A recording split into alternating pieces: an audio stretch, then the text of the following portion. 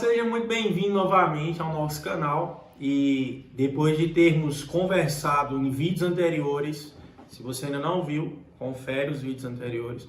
Se nós já conversamos nos vídeos anteriores sobre os evangelhos sinóticos e o evangelho de João. E depois nós discorremos um pequeno vídeo sobre o livro de Atos. Agora chegou a vez de nós estudarmos as epístolas e epístolas paulinas especificamente.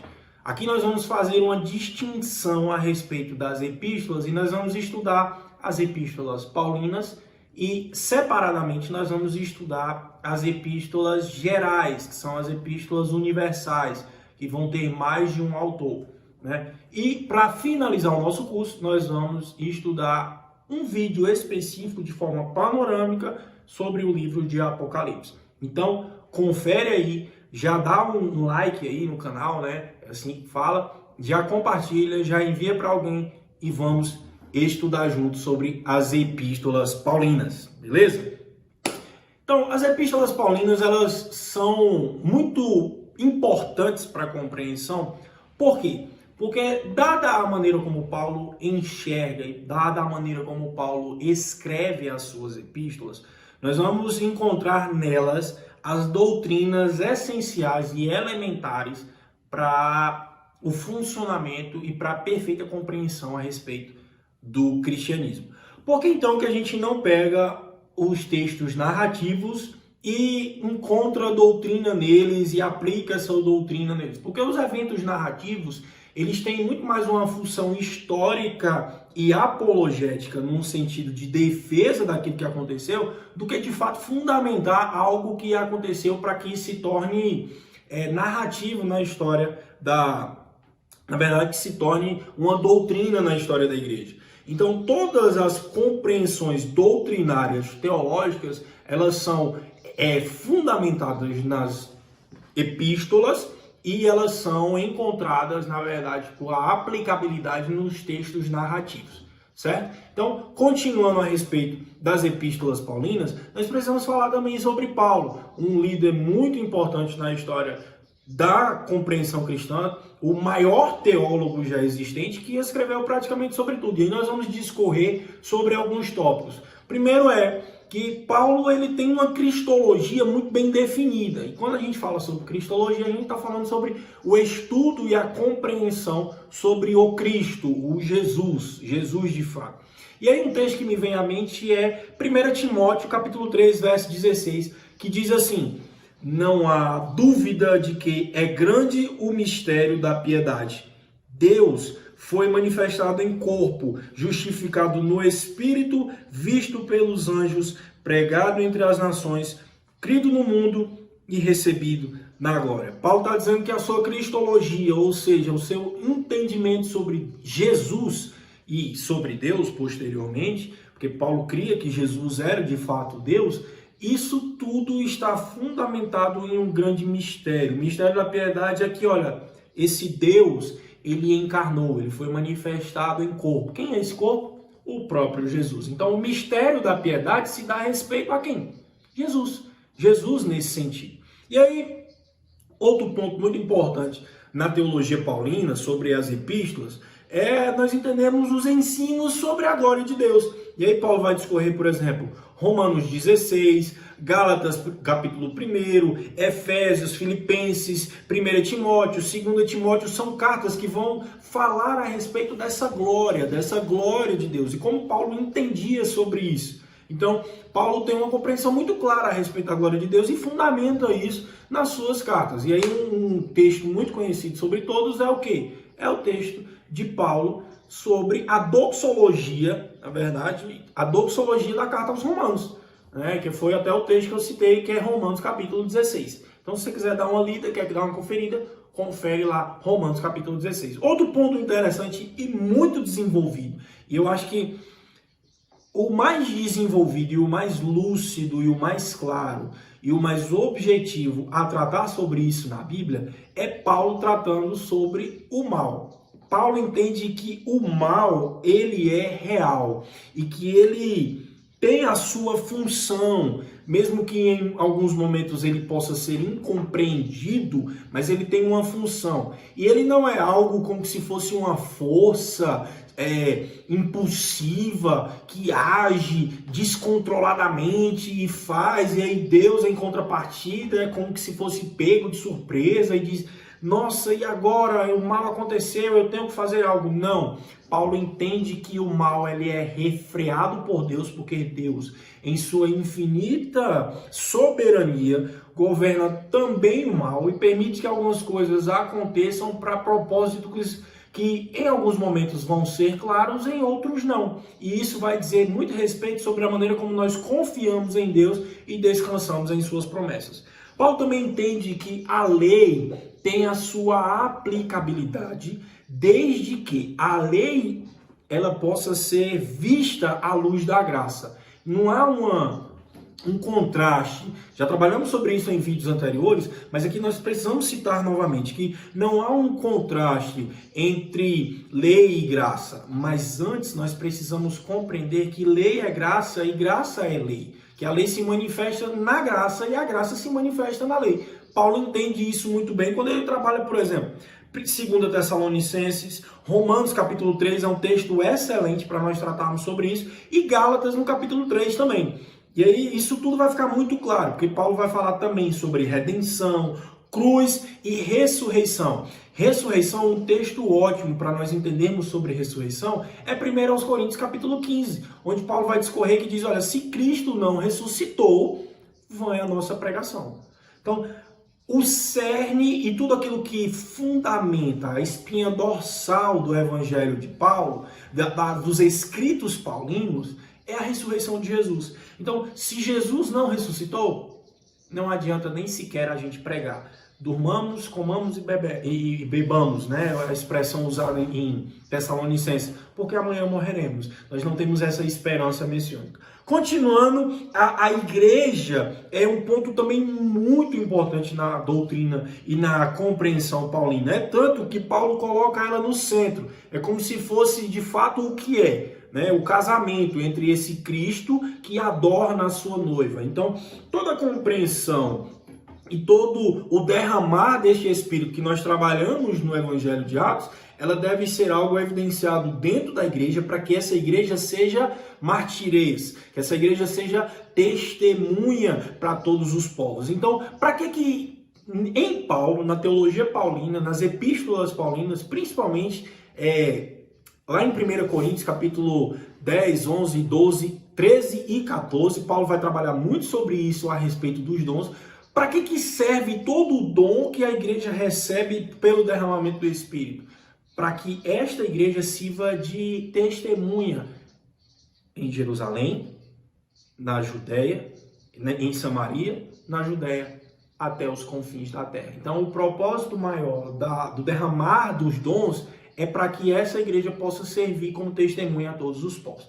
Outro ponto muito importante é que Paulo, ele vai dizer, por exemplo, na carta aos Gálatas, que ele era judeu ortodoxo, criado e doutrinado aos pés de Gamaliel, que era um grande líder da seita judaica do farisaísmo na época, e que ele compreendia perfeitamente o Antigo Testamento. Por isso ele pega o Antigo Testamento e aplica na teologia do Novo Testamento. Então, a teologia neotestamentária de Paulo é uma teologia mais clara, mais objetiva, mais iluminada a respeito do Antigo Testamento. Então, é toda essa compreensão a respeito disso. E aí, outro ponto interessante é que, sendo ele tudo isso que nós já trabalhamos, sendo alguém um judeu ortodoxo da tribo de Benjamim, porque é ele mesmo que se intitula assim, sendo alguém que foi criado aos pés de Gamaliel, que aprendeu de fato o judaísmo como poucos da sua época, porque ele vai dizer também nessa carta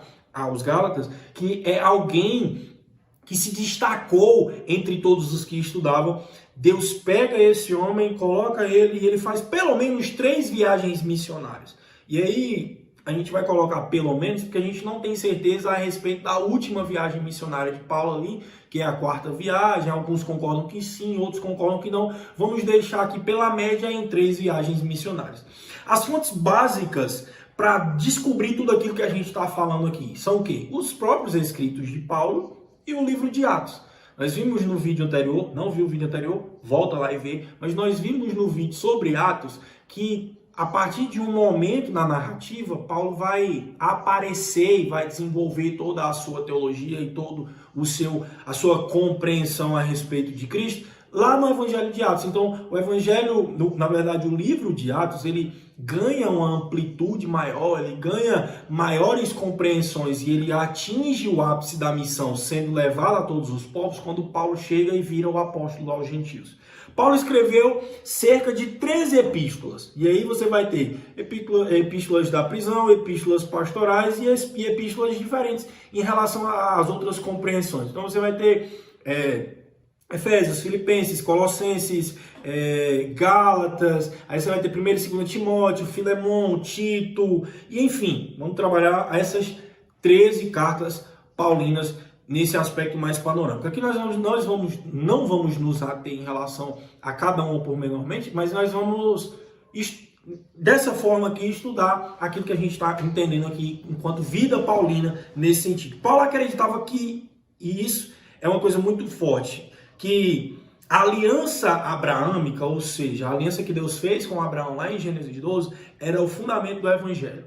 Como que isso se aplica? Isso se aplica de uma forma muito clara.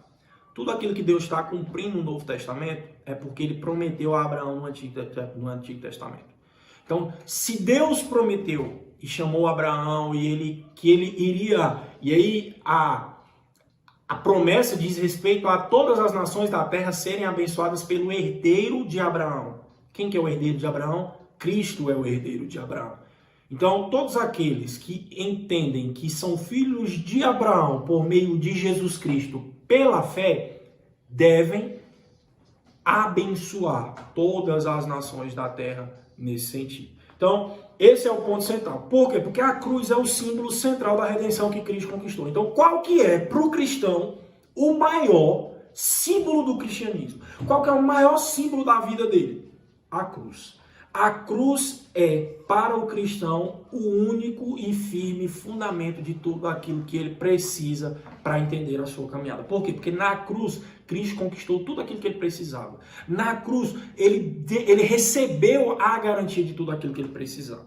E aí, Paulo ensina também que o Evangelho transforma comportamento pessoal e coletivo daqueles que creem. Então, se você creu, e se você é alguém que diz que crê em Jesus, não é que você automaticamente vai, por sua própria força, mudar os seus hábitos. Mas o Evangelho, por si só, à luz do que Paulo está querendo nos dizer nos seus estudos sobre a epístola, na sua construção de epístolas, ele está dizendo que, olha, se você crê, automaticamente o seu comportamento ele é transformado.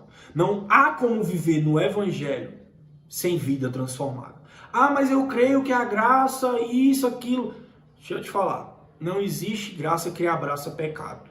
Existe graça que liberta pecadores e os trazem para um reino muito maior. E isso fica muito claro na carta aos Colossenses, quando Paulo trabalha que Deus nos resgatou do império das trevas e nos transportou para o império da maravilhosa luz. Para quê? Para que nós fôssemos feitura do próprio Cristo. Então a ideia é o quê? Você crê? Crê. Então se você crê, você é transformado. Se você crê, mas não é transformado, talvez isso não diga respeito ao Evangelho de fato, mas há muito mais convencimento a respeito de moralismo. Isso não é Evangelho. Paulo nasceu na cidade de Tarso, por isso que muitas questões você vai ver Paulo de Tarso e todo esse sentido. Antes da sua conversão, Paulo era chamado de Saulo. E aqui vem a compreensão. Paulo, quando se converteu, Deus mudou até o seu nome. Gente, não é assim que funciona. Existem vários vídeos por aí na internet que você sabe que não é assim que funciona. Paulo existiam vários nomes, porque Paulo tinha nacionalidade judaica e nacionalidade romana. Então, de certo ponto, Paulo utilizava-se do nome Paulo, porque ele era o apóstolo aos gentios e porque Paulo era um nome muito mais comum nesse sentido para um público gentil. E Saulo era uma derivação do nome Saul, Então, Saul, como tinha sido o primeiro rei de Israel, ele utilizava-se deste nome em um primeiro sentido quando estava num contexto mais judaico. Então, é muito mais nessa aplicação que a gente deve entender essa ideia do nome de Paulo e do nome de Saulo. São ambas as mesmas pessoas. Não houve essa transformação, ora e tal. Não, não é disso que se trata. É muito mais uma aplicação em relação a contextos. Então, os escritos paulinos foram produzidos como resultado de sua atividade missionária. Para encerrar esse vídeo, a gente precisa entender que o quê? Toda a nossa produção teológica, e quando eu estou falando sobre produção teológica, eu estou falando sobre produção enquanto servos de Deus. Toda a nossa produção teológica deve ser resultado da nossa vida e missão aqui na Terra. Então, não há vínculo entre aqueles que querem ser apenas acadêmicos ou aqueles que querem ser apenas teólogos de gabinete ou aqueles que querem ser só conceituais com aqueles que não querem viver de vida prática. Não há também vínculo entre aqueles que querem viver só a vida prática e não querem viver a teologia. O ponto é que nós entendemos que toda a teologia, à luz das epístolas paulinas, é que toda a teologia é perfeita quando ela tem a junção de um perfeito conceito e de uma perfeita aplicabilidade daquilo que é a verdade para as nossas vidas. Isso fica muito claro na carta aos Romanos. Ortodoxia com ortopraxia, ou seja, doutrina correta com prática correta. A doutrina correta vai levar você às práticas corretas. A doutrina errada vai te levar a um pragmatismo religioso. Esta foi a nossa aula sobre epístolas paulinas. Nós não escorremos sobre os temas e tal, toda aquela temática, porque são muitas coisas e ficaria muito comprido o vídeo, então nós trabalhamos muito mais a vida de Paulo e essa maneira. Gostou do vídeo? Dá like. Gostou? Quer compartilhar? Compartilha, já envia para alguém, não deixe de abençoar a vida de outras pessoas. Ah, eu discordei, quero saber mais alguma coisa, eu quero me aprofundar. Deixa um recadinho aí nos comentários. Mas não deixa também de se inscrever no canal, ativa o sininho que direto a gente está publicando novos vídeos para que tudo isso possa ser edificação da Igreja de Deus e do corpo de Cristo. O meu muito obrigado. Já tem outro vídeo. Deus te abençoe.